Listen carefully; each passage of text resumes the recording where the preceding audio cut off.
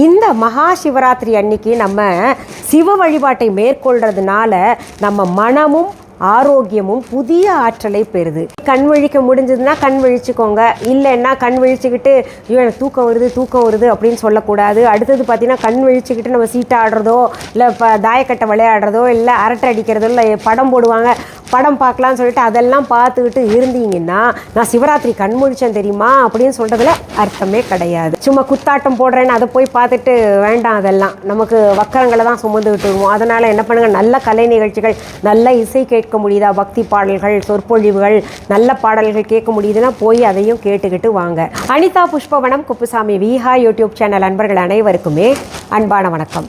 இன்றைய பதிவில் 2026ஆம் ஆண்டுக்கான மகா சிவராத்திரியை பற்றிய தகவல்கள் பார்க்க போகிறோம். அதற்கு முன்பாக இன்றைக்கு பிறந்த நாள் மற்றும் திருமண நாள் காண இருக்கின்ற அனைவருக்குமே என்னுடைய வாழ்த்துகள். உங்களுடைய வாழ்க்கையில் நீங்கள் அனைத்து நலங்களும் வளங்களும் கிடைக்கப்பெற்று நீடூழி வாழணும்னு நான் சிவபெருமான் கிட்ட பிரார்த்திக்கிறேன். இந்த காணொலியை காண்கின்ற அனைவருக்குமே இந்த நாள் இனிய நாளாக அமையட்டும். இந்த 2026ஆம் ஆண்டு இந்த வருகின்ற மகா சிவராத்திரி நாள் என்னைக்கு வருது, விரத நேரம் என்றைக்கு துவங்கி என்றைக்கு முடிக்க வேண்டும், கண் விழிக்கின்ற நேரம் கூட எப்பொழுது ஆரம்பித்து என்றைக்கு நம்ம தூங்க வேண்டும், சிவபெருமானுக்குரிய 4 கால பூஜை நேரங்கள் என்ன அப்படின்ற தகவல் எல்லாம் இப்போ நம்ம பார்க்க போகிறோம். எத்தனையோ நாள்கள் சிவபெருமான் வழிபாட்டிற்கு சிறப்பான நாள்களாக இருக்குது. மாதந்தோறும் வருகின்ற சிவராத்திரி நாள்களிலிருந்து பல நாள்கள் நம்ம சொல்லலாம். அப்படி இருந்தும் கூட வருடத்தில் வருகின்ற இந்த மகா சிவராத்திரி நாள் ஏன் ரொம்பவே சிறப்பு வாய்ந்ததாக இருக்குது அப்படின்னு பார்த்தோம்னா, மகா சிவராத்திரி நாள் ஒரு சக்தி வாய்ந்த நாளாக இருக்குது. சிவபெருமானுடைய பரிபூர்ண அருளை நமக்கு பெற்று தருகின்ற நாளாக இருக்குது. பல பிறவிகளில் செய்த பாவங்களிலிருந்தும் அதனால் ஏற்படுகின்ற துன்பங்களிலிருந்தும் நாம் விடுபடணும்னா இந்த மகா சிவராத்திரி நாளில் சிவநாமங்கள் சொல்லிட்டு விரதம் மேற்கொண்டு கண் விழித்து நம்ம வழிபாடு செய்யணும். இந்த மகா சிவராத்திரி நாளுக்கான காரணங்கள் பல்வேறு புராணங்கள் பல்வேறு செய்திகளை சொல்லுது. அந்த காரணங்களை கொஞ்சம் நம்ம பார்த்துடலாம். சிவபெருமானுக்கும் பார்வதி தேவிக்கும் திருமணம் நடந்த நாள் அப்படின்னு சொல்கிறாங்க. சிவபெருமான் ஆலகால விஷத்தை உண்ட காரணத்தினால அந்த தேவர்கள் அனைவருமே ஒரு ராத்திரி முழுவதும் விழித்திருந்து சிவபெருமானை வழிபட்டார்கள். அதனால் சிவராத்திரி வந்தது அப்படின்னு சொல்கிறாங்க. மகா சிவராத்திரி வந்தது அப்படின்ற காரணத்தை சொல்கிறாங்க. பார்வதி தேவி சிவபெருமான் கிட்டேருந்து வரத்தை பெறுவதற்காக இரவு முழுவதும் கண் விழித்திருந்து விரதம் மேற்கொண்டு சிவ வழிபாடு செஞ்சாங்க. அதனால் அந்த நாளை மகா சிவராத்திரி நாள் அப்படின்னு சொல்கிறாங்க. இன்னொரு புராணம் சொல்கிறது என்ன அப்படின்னு பார்த்தீங்கன்னா, அக்னி லிங்கம் தோன்றிய நாள் அப்படின்னு கூட சொல்லுது. இன்னும் இந்த மகா சிவராத்திரியை பற்றி சிறப்புகள் சொல்லணும்னா, இந்த மகா சிவராத்திரி அன்னைக்கு நம்ம சிவ வழிபாட்டை மேற்கொள்றதுனால நம்ம மனமும் ஆரோக்கியமும் புதிய ஆற்றலை பெறுது. எப்படி புதிய ஆற்றலை பெறும் அப்படின்னா, சிவபெருமானின் பரிபூரண அருள் கிடைக்கிது ஒன்று. இன்னொன்று பார்த்தீங்கன்னா, நான் ஏற்கனவே சொன்ன மாதிரி தான் இந்த கர்மாக்களிலிருந்து மற்றும் பாவங்களிலிருந்து நம்ம விடுபடுறோம், முக்தி கிடைக்குது நமக்கு. அப்போது இன்றைக்கி நம்ம அனுபவிக்கின்ற வாழ்க்கை எல்லாமே ஒவ்வொன்றும் கூர்ந்து பார்த்தோம்னா அனைத்தும் இருந்தும் சிலர் நல்லா வாழ முடியாமல் இருக்கிறாங்க. ஒவ்வொருத்தரும் ஒவ்வொரு இன்னல்கள் துன்பங்களில் உழண்டுக்கிட்டு இருக்கிறோம். அந்த துன்பங்கள் எல்லாம் எதனால் அப்படின்னா, அந்த கர்மாக்கள் பிறவியில் செய்த பாவங்கள்னால தான் நம்ம அனுபவிச்சுக்கிட்டு இருக்கோம். இது கருட புராணம் நமக்கு தெளிவாக நிறைய செய்திகளை சொல்லியிருக்கு. அப்போது இந்த பாவங்களிலிருந்து நமக்கு முக்தி கிடைச்சதுனாலே நமக்கு ஒரு புதிய ஆற்றல் கிடைக்கும். அந்த புதிய ஆற்றல் கிடைக்க பெறுகின்ற நாள் தான் இந்த மகா சிவராத்திரி நாள். சரி, இந்த மகா சிவராத்திரி நாள் வருடந்தோறும் எந்த நாளில் வருது அப்படின்றத இப்போ பார்க்கலாம். வருடத்தில் வருகின்ற இந்த மாசி மாதத்தில் கிருஷ்ணபட்ச நாள்களில் சதுர்த்தசி திதியில் தான் இந்த மகா சிவராத்திரி நாள் வருது. இந்த 2026ஆம் வருடம் இந்த மகா சிவராத்திரி நாள் 15ஆம் தேதியா 16ஆம் தேதி விரதம் கடைபிடிக்கணுமா கண் பிடிக்கணுமா அப்படின்ற ஒரு குழப்பம் இருக்குது. இப்போ நம்ம அந்த தேதியும் நேரமும் பார்த்துடலாம். 2026ஆம் ஆண்டு பிப்ரவரி மாதம் 15ஆம் தேதியன்று மாலை 5:51 மணிக்கு தான் சதுர்தசி திதி துவங்குது. அதே போல் பிப்ரவரி 16ஆம் தேதியன்று மாலை 6:26 வரைக்கும் இந்த சதுர்தசி திதி நிறைவு பெறுது. அப்போது நம்ம விரதம் எப்போதுலேருந்து ஆரம்பிக்கணும் அப்படின்னு கேட்டிங்கன்னா 15ஆம் தேதி 5:51 வந்து சதுர்தசி திதி ஆரம்பிக்குது இல்லையா, அதனால் நம்ம மதிய பொழுது சாப்பிட்றோம் இல்லையா, அத்தோடு நிறுத்திக்கணும். அதற்கு பிறகு எதுவுமே சாப்பிடாமல் நம்ம அடுத்த நாள் 16ஆம் தேதி 6:25 வரைக்கும், நமக்கு 26 நிமிடங்கள் வரைக்கும் சதுர்தசி திதி இருக்கு இல்லையா, அது வரைக்கும் சாப்பிடாமல் இருக்கணும். அதே போல் கண் விழிக்கிறதும் 15ஆம் தேதி இரவு முழுவதுமே கண் விழித்து 16ஆம் தேதி 6:26 வரைக்கும் கண் விழித்து உடனே அந்த சதுர்தசி திதி முடிஞ்ச உடனே தூங்கிடாதீங்க. விளக்கு வச்ச உடனே தூங்கக்கூடாது. அதனால் என்ன பண்ணணும்னா, அன்றைக்கி இரவு டெய்லி எந்த நேரத்தில் தூங்க போகிறீங்களோ அந்த நேரத்தில் தூங்க போங்க. இல்லாட்டி கொஞ்சம் முன்னாடி அன்றைக்கி ஒரு 8 மணி போல் 9 மணி போல் தூங்க போகலாம். முழுசாக நீங்கள் அந்த திதி முழுசாக இருந்து கண் விழித்து சிவநாமங்கள் சொல்லிவிட்டு வழிபாட்டில் ஈடுபடணும். இப்போது சிவ வழிபாடு எப்படி இருக்கணும் அப்படின்னா, வீட்டில் வழிபடுறது நம்ம பார்த்துடலாம். நம்ம லிங்கம் வச்சுருந்தோம், இல்லை சிவபெருமானுடைய படம் இருக்குது, இல்லை சிலையே இருக்குது அப்படின்னா என்ன பண்ணுங்கள், லிங்கத்திற்கும் நம்ம சிலைக்கும் என்ன பண்ணும், பால் தயிர் கொண்டு அபிஷேகம் செஞ்சுக்கலாம். நெய் அபிஷேகம் உங்கள் வசதி தான். பால் கொண்டு தயிர் கொண்டு சந்தன அபிஷேகம் செய்யலாம், நெய் அபிஷேகம் செய்யலாம். இப்படி குளிர்ந்த இந்த பழச்சாறு அபிஷேகங்கள் எல்லாம் கூட செய்து கொள்ளலாம்.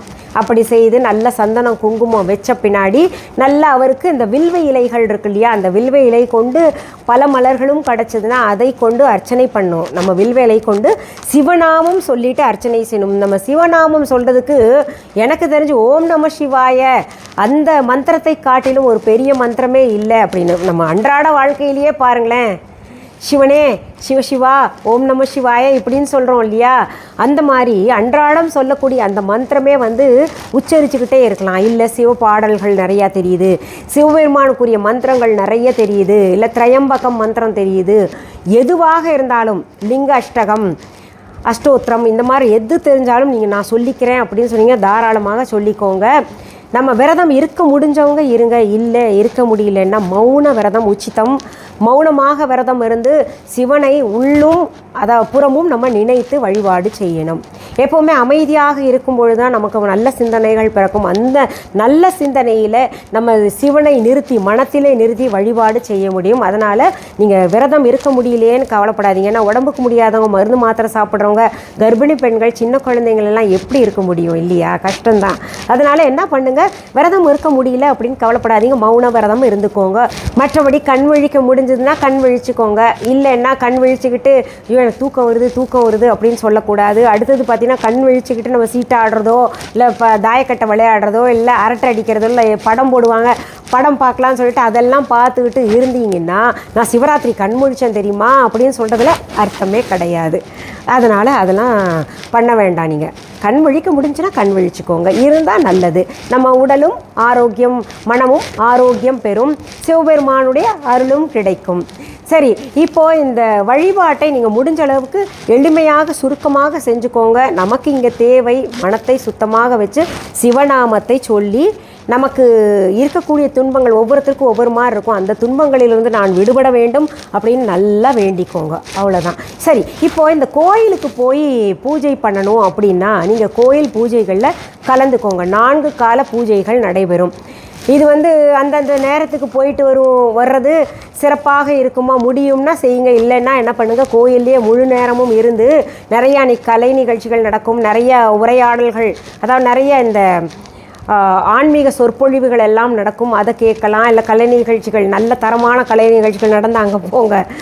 சும்மா குத்தாட்டம் போடுறேன்னு அதை போய் பார்த்துட்டு வேண்டாம், அதெல்லாம் நமக்கு வக்கரங்களை தான் சுமந்துக்கிட்டு வருவோம். அதனால் என்ன பண்ணுங்கள், நல்ல கலை நிகழ்ச்சிகள், நல்ல இசை கேட்க முடியுதா, பக்தி பாடல்கள், சொற்பொழிவுகள், நல்ல பாடல்கள் கேட்க முடியுதுன்னா போய் அதையும் கேட்டுக்கிட்டு வாங்க. நம்ம வெறுங்கையோடு போக வேண்டாம். எப்போவுமே போகும்போது நம்ம சிவலிங்கத்திற்கு அபிஷேகத்திற்காக பால் கொண்டு போகலாம், தயிர் கொண்டு போகலாம், பழச்சாறுகள் கொண்டு போகலாம், வில்வ இலைகள் கொண்டு போகலாம். இதை கொண்டு போயிட்டு எப்படி இருந்தாலும் பிரசாதமாக நமக்கு கிடைக்கும் இல்லையா, அது கொண்டு வந்து நம்ம சாப்பிடணும். விரதம் இருக்கிறோமே அதெல்லாம் நம்ம சாப்பிட்லாமா அப்படின்னு கேட்டிங்கன்னா தாராளமாக. கடவுளுக்கு படைக்கக்கூடிய அத்தனையுமே பிரசாதமாக இருக்கும் பட்சத்தில் நம்ம அதை சாப்பிட்டுக்கலாம். அடுத்து உங்களுக்கு ஒரு எண்ணம் தோணலாம், நாங்கள் பக்கத்தில் கோயில் கிடையாதுங்க, அதனால் போக முடியல, இல்லை வீட்டில் குழந்தைங்கள்லாம் இருக்காங்க, அவங்கள விட்டுட்டு போகிறது சிரமமாக இருக்குது, வீட்டில் பெரியவங்களும் இருக்காங்க அப்படின்னு நினைக்கிறவங்க வீட்டிலேயே சிவ வழிபாடு செய்தால் போதுமானதா அப்படின்னு கேட்டிங்கன்னா வழிபாடெல்லாம் செஞ்சுக்கோங்க. முடிஞ்சால் கோயிலுக்கு அடுத்த நாள் போயிட்டு வரலாம். இல்லை மொதல் நாளும் அந்த பூஜை செய்வதற்கு முன்னாடி கூட நீங்கள் போயிட்டு வரலாம், உங்கள் வசதி தான். வீட்டிலேயே இருந்தால் கூட 4 கால பூஜை நம்ம செய்யலாமா அப்படின்னு கேட்டிங்கன்னா தாராளமாக செய்யலாம். அந்த 4 கால பூஜைக்குரிய நேரம் என்ன அப்படின்னு நீங்கள் கேட்பீங்க. அந்த நேரத்தை நம்ம இப்போ பார்த்துடலாம். முதல் காலமாக 15ஆம் தேதி மாலை 6 மணி 11 நிமிடங்களிலிருந்து தொடங்கி 9 மணி 23 நிமிடங்கள் வரைக்கும். இரண்டாவது காலம் 15ஆம் தேதி 9 மணி 23 நிமிடங்கள் தொடங்கி 12 மணி 35 நிமிடங்கள் வரைக்கும். மூன்றாவது காலம் 12 மணி 35 நிமிடங்கள் தொடங்கி 3 மணி 47 நிமிடங்கள் வரைக்கும்.